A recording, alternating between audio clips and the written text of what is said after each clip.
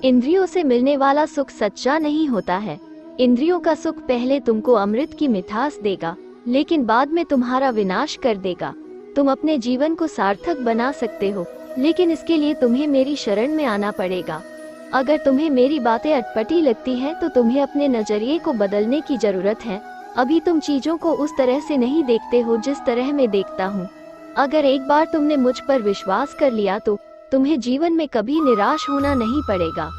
एक बार जो मुझ पर विश्वास करता है उसको मैं कभी छोड़ता नहीं हूँ। जो मेरे भक्तों के साथ धोखा करता है उसके लिए मैं सबसे बड़ा शत्रु हूँ।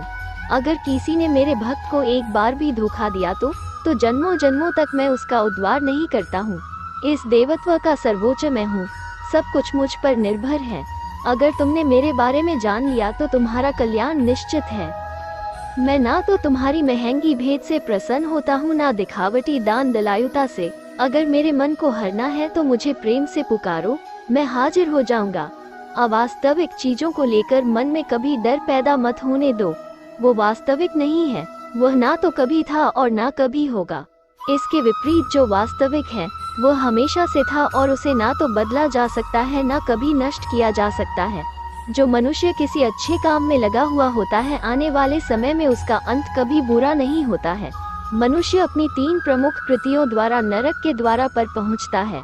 वे तीनों कृतियां काम, क्रोध और लोभ है। मनुष्य का समस्त निर्माण उसके विश्वास के फलस्वरूप होता है। जैसा वह सोचता है उसी के अनुरूप वह बनता है। परिवर्तन इस संसार का नियम है। एक नजर में तुम असीम संपत्ति के मालिक बन सकते हो, दूसरी नजर में तुम दरिद्र बन सकते हो। इस दुनिया में तुम प्रेम सभी से करो, लेकिन पूर्ण रूप से विश्वास किसी पर मत करो। अगर तुमको भरोसा करना है तो केवल कृष्ण पर करो। मन बड़ा चंचल है, इसलिए अपने मन को स्थिर रखो, उसको कभी व्यथित मत होने दो।